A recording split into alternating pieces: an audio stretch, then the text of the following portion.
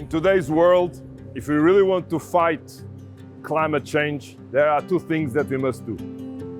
First, to try to use products that reduce carbon emissions. But we also need at the same time to invest in the capture of CO2. Corticeira Amorim is the world's biggest cork company. We exist to add value to cork, from a single cork stopper to a wine bottle to the most sophisticated cork composite for the space shuttle applications.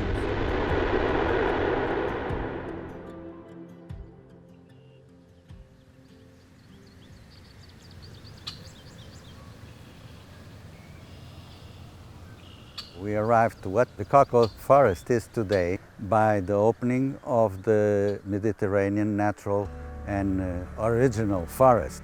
First for animal grazing and also for some agriculture in the more fertile valleys. It's a system, a multifunctional system where man had a major role.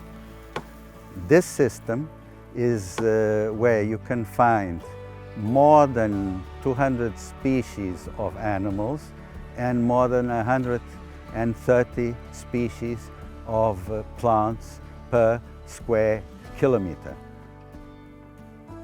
It is one of the world's 36 hotspots in terms of biodiversity.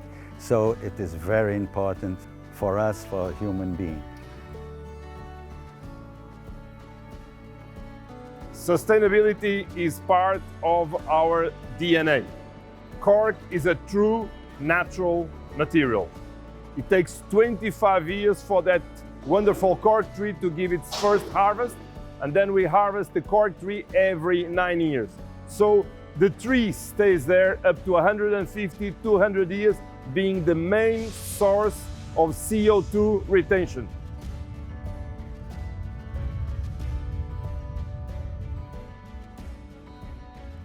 If we consider all the cork oak forest that is supported by Amorim, the generation of CO2 that we have in our operations is just about 5.9% of the total CO2 that is sequestered in the forest.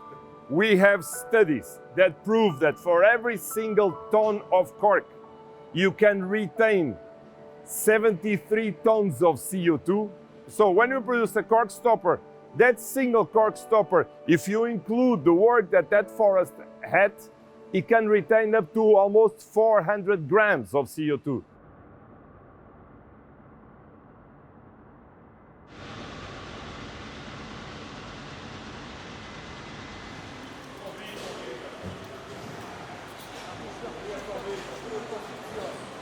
We use 100% of cork.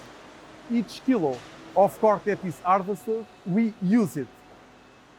Amorim Cork Composites was born to develop a new set of materials to use the cork that was basically the leftovers and the byproducts from the cork stoppers. We have a program to use all the dust that comes from the cutting, from the sanding, from the profiling, to develop also a set of new products and materials.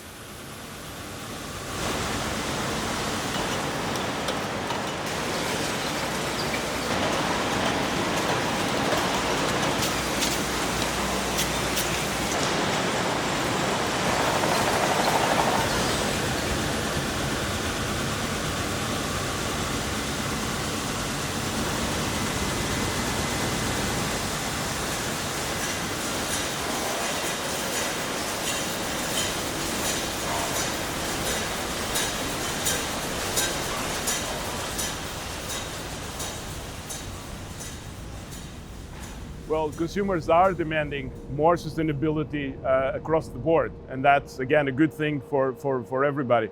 I don't think we can change enough, and certainly not quickly enough, if we don't have demand from the consumers for a more sustainable approach towards the products and the applications that the world has to use.